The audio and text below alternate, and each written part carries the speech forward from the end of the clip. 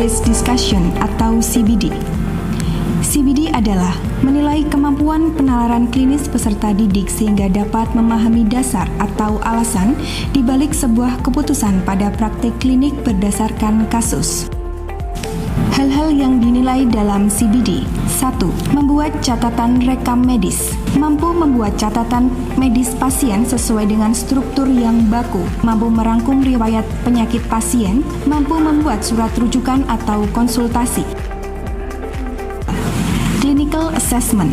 Mampu menilai atau menginterpretasikan hasil pemeriksaan yang diperoleh, membuat diagnosis banding yang layak, mampu menjelaskan prognosis dan komplikasi yang terjadi. Menurut kamu, kesimpulan dari clinical assessment pada pasien ini apa? Apa yang kamu bisa ambil kesimpulan dari kasus ini? Pada pasien ini dok terdapat diabetes mellitus yang sudah lama. Jadi pasien ini sudah mengidap diabetes mellitus sejak usia muda, sejak usia 30 tahunan. Kemudian sekarang juga 3 tahun yang lalu ada ulkusnya juga dokter, mulai ada ulkusnya.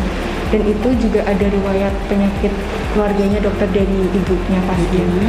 Kemudian ada gangguan ginjal juga pada pasien ini yang berpengaruh juga terjadi hiponatremia dan disertai dengan anemia juga dokter. Anemia juga, oke.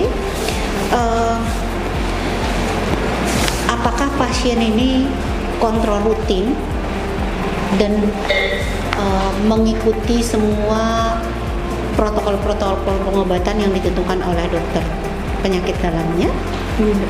Untuk pasien ini ketika saya tanya untuk diabetes mellitusnya terkontrol secara rutin dokter. Jadi beliau ini berobat secara rutin sebenarnya ya? Suntik insulinnya juga rutin. Kemudian saat saya tanya juga untuk mulai dari ulkus pedisnya itu beliau sempat tidak merasa parestesia, kemudian mulai mengikuti terapi 1 tahun penuh itu kemudian bisa merasakan lagi dokter untuk kakinya. Oke. 3. Investigasi dan rujukan. Mampu mengumpulkan data secara runtut dan efisien melalui anamnesis, pemeriksaan fisik dan penunjang, serta mampu menentukan kapan dan kemana pasien akan dirujuk. Kenapa kamu mendiagnosa ulkus diabetesnya grade 3? Berdasarkan apa kamu mendiagnosa? Iya dok, saya diagnosa ulkus pedis diabetesnya itu grade 3 berdasarkan kriteria Wagner dokter. Jadi apa saja kriteria Wagner itu mungkin bisa dilihat di dokter. Untuk kriteria Wagner itu ada 6. Dari grade 0, 1, 2, 3 sampai 5. Oke. Jadi untuk yang grade 0 itu belum ada ulkusnya, masih peradangan biasa. Kemudian untuk grade 1 itu ulkusnya baru superficial saja dokter. Untuk yang grade 2 itu ulkusnya sudah mulai dalam, sudah bisa ada yang sampai ke tendon. Namun grade 2 ini belum ada abses dan osteomyelitis. Nah untuk yang grade 3 sudah mulai ada abses dan osteomyelitis. Untuk yang grade 4 ini sudah ada gangren namun hanya lokal saja. Nah untuk yang grade 5 ini gangrennya sudah lebih masif, lebih keseluruhan gitu dokter, dan sudah indikasi untuk amputasi. Oke. Grade 3, pasien ini grade 3. Sudah indikasi untuk amputasi? Belum. Coba lihat gambar pada pasienmu seperti apa? Ini iya, oke.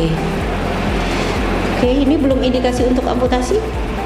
Belum dokter. Sebaiknya apa yang kita lakukan untuk menilai vaskularisasi pada pasien ini?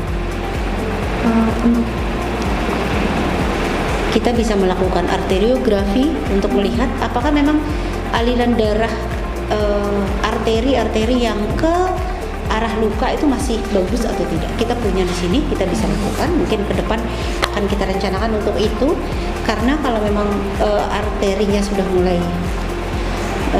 ada sumbatan, itu memang agak susah atau kita sebut dengan PAD.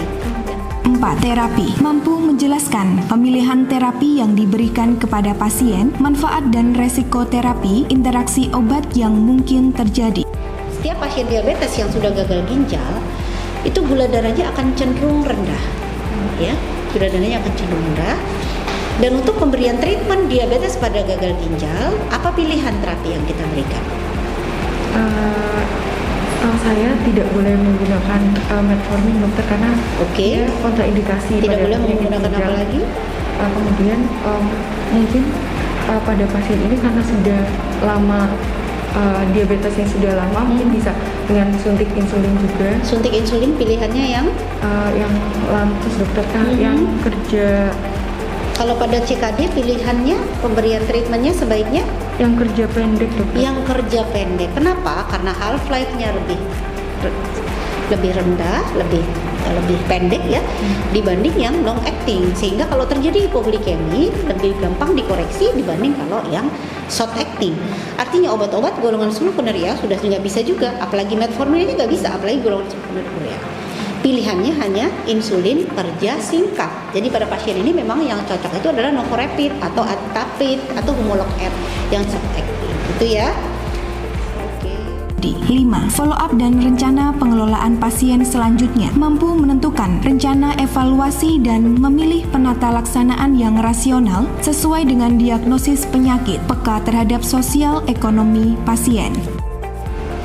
Nanti kamu evaluasi lagi ya untuk follow up ginjalnya. Apa yang penting? Apakah pasien ini perlu cuci darah atau tidak? Pasien ini belum perlu cuci darah dokter. Karena Pasien ini untuk belum masih produksi urinnya masih baik. Oke. Tidak anuria, kemudian belum CKD grade 5.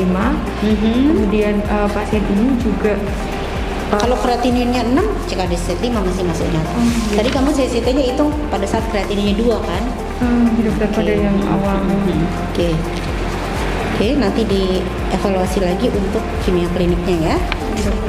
Menurut kamu pasien ini apa dulu yang kamu mau lakukan penata laksanaan urut-urutannya?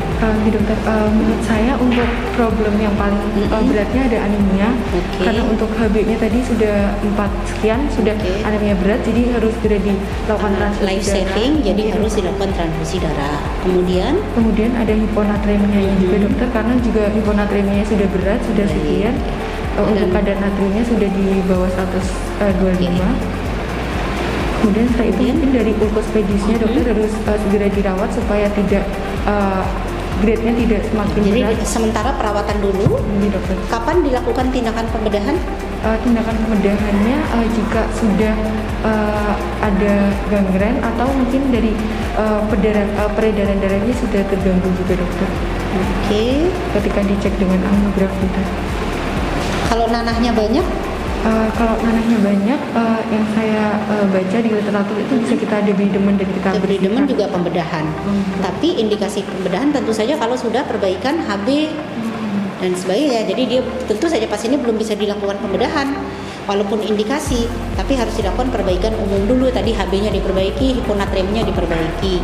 Dan kalau ada gagal ginjalnya diperbaiki dulu gitu. Karena untuk anestesi tentu saja permintaannya tidak yang problemnya terlalu severe. Mungkin kreatinin 2 menjadi syarat. Kalau masih 5 ke atas itu memang tentu saja pasti akan ditunda operasinya. Jadi kita yang pertama dilakukan benar tadi, kita harus memperbaiki dulu kondisi-kondisi yang emergensi sampai nanti memenuhi syarat untuk dilakukan terapi debridement. Profesionalisme mampu menganalisis secara sistematik, menggunakan sumber informasi yang akurat, dan mempertahankan pilihan etik dalam pengobatan, memperhatikan aspek legal, menyadari keterbatasan, memberikan tanggapan secara konstruktif terhadap masukan dari orang lain. 7. Penilaian klinik keseluruhan. Penalaran klinik dalam menegakkan diagnosis, menentukan pengelolaan selanjutnya.